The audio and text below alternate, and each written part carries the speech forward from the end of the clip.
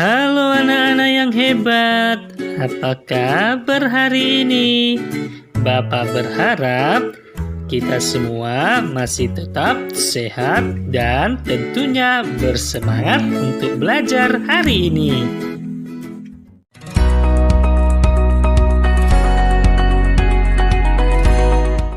Kita kembali mempelajari tentang menafsir banyak data pada diagram lingkaran. Coba perhatikan diagram berikut ini. Jika banyak siswa yang mengikuti kegiatan olahraga sebanyak 6 orang, tentukanlah A. Jumlah siswa yang mengikuti paskibra dan bela diri. B. Selisih banyak siswa yang mengikuti pramuka dan paskibra. Yang pertama, kita hitung persentase dari pramuka. Karena keseluruhan ialah 100%, maka persentase pramuka sama dengan 40%. Nah, diketahui banyak siswa yang mengikuti olahraga adalah 6 orang. Pertanyaan pertama, jumlah siswa yang ikut paskibra dan bela diri ialah, kita gunakan rumus ditanya per diketahui dikali soal. Karena yang ditanya ialah jumlah siswa yang ikut paskibra dan bela diri, maka persentase dari paskibra dan bela diri kita jumlahkan, sehingga hasilnya sama dengan 40%.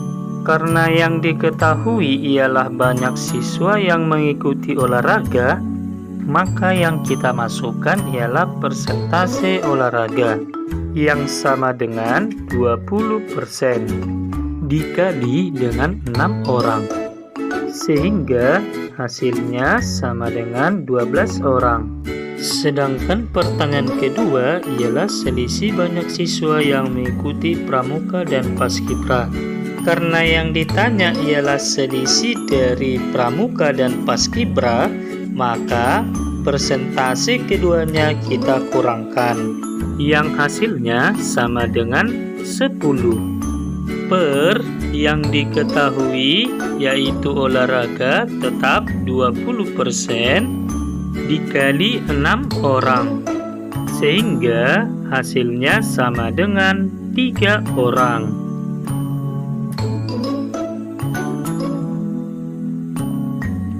Perhatikan diagram berikut ini.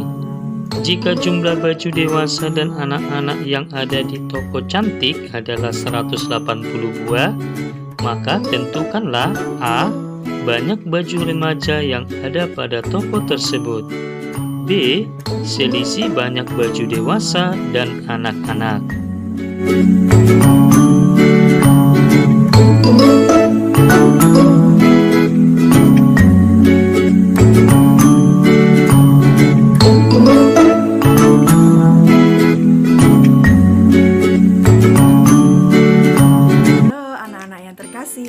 Jumpa lagi dalam pembelajaran Pendidikan Agama Katolik dan Budi Pekerti untuk kelas 6 Sekolah Dasar dengan tema Gereja Mewartakan Kerajaan Allah. Sebelum memulai pembelajaran, marilah terlebih dahulu kita berdoa dalam nama Bapa dan Putra dan Roh Kudus. Amin. Allah Bapa yang Maha Rahim, karena cinta dan kerahiman-Mu, Engkau mencintai serta menyelamatkan kami, meskipun kami orang-orang berdosa. Melalui Yesus Kristus, kami mengenal-Mu sebagai Bapa yang penuh kasih.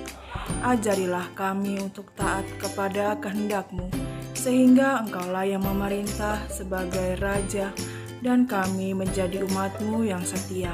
Dengan sikap iman yang taat dan setia kepada kehendak-Mu, kami turut serta mewartakan dan mewujudkan kerajaan-Mu di dunia. Amin. Dalam nama Bapa dan Putra dan Roh Kudus. Amin. Nah, anak-anak yang terkasih, contoh-contoh keterlibatan dalam gereja, yaitu ada beberapa macam kegiatan ya. Yang pertama, kegiatan Miss Dinar. Nah, anak-anak, kalian sudah menerima komuni pertama bukan? Ketika kalian sudah menerima komuni pertama, hendaknya mulai ikut dapat terlibat aktif dalam kegiatan gereja ya. Contohnya, ikut dalam kegiatan Miss Dinar atau Putra Putri Altar, lalu aktif atau wajib mengikuti misa setiap minggu di gereja. Lalu terlibat dalam kegiatan gereja, berdoa bersama dengan teman-teman dalam komunitas sekami. Kemudian yang paling penting pula, keterlibatan kita dalam gereja juga membantu sesama yang membutuhkan dengan memberikan derma yang kita miliki untuk mereka yang membutuhkan. Anak-anak yang terkasih, karya pelayanan dalam gereja bukan hanya dilaksanakan oleh kelompok hierarki atau para pemimpin gereja, pastor, uskup, imam, frater, diakon, bukan hanya kelompok hierarki, melainkan juga kita kelompok awam atau umat beriman. Karya penyelamatan gereja atau karya pelayanan gereja merupakan tugas seluruh umat beriman. Ketika kita terlibat aktif dalam kegiatan gereja, maka kita pun bersuka cita karena dapat mewartakan kerajaan Allah dalam kehidupan kita. Itulah tugas utama seseorang yang telah dibaptis dalam Gereja Katolik, mewujudkan aksi nyata hidup sebagai orang beriman, yaitu mewartakan kabar baik kerajaan Allah kepada semua orang. Nah, anak-anak yang terkasih, sekarang marilah kita mendengarkan sabda Tuhan berikut ini. Silahkan ditonton, dihayati bersama sabda Tuhan berikut ini, oke? Matius 5. Ucapan bahagia. Ketika Yesus melihat orang banyak itu, naiklah ia ke atas bukit, dan setelah ia duduk, datanglah murid-muridnya kepadanya. Maka Yesus pun mulai berbicara dan mengajar mereka. Katanya, "Berbahagialah orang yang miskin di hadapan Allah, karena merekalah yang empunya kerajaan surga. Berbahagialah orang yang berduka cita, karena mereka akan dihibur. Berbahagialah orang yang lemah lembut, karena mereka akan memiliki bumi. Berbahagialah orang yang lapar dan haus akan kebenaran, karena mereka akan dipuaskan. Berbahagialah orang yang murah hatinya, karena mereka akan beroleh kemurahan. Berbahagialah orang yang suci hatinya, karena mereka akan melihat Allah. Berbahagialah orang yang membawa damai, karena mereka akan disebut anak-anak Allah. Berbahagialah orang yang dianiaya oleh sebab kebenaran, karena merekalah yang empunya kerajaan surga. Berbahagialah kamu, jika karena aku, kamu dicela dan dianiaya, dan kepadamu difitnahkan segala yang jahat. Bersukacita dan bergembiralah, karena upahmu besar di surga, sebab demikian juga telah dianiaya nabi-nabi yang sebelum kamu." Garam dunia dan terang dunia. Kamu adalah garam dunia. Jika garam itu menjadi tawar, dengan apakah ia diasinkan? Tidak ada lagi gunanya selain dibuang dan diinjak orang. Kamu adalah terang dunia. Kota yang terletak di atas gunung tidak mungkin tersembunyi.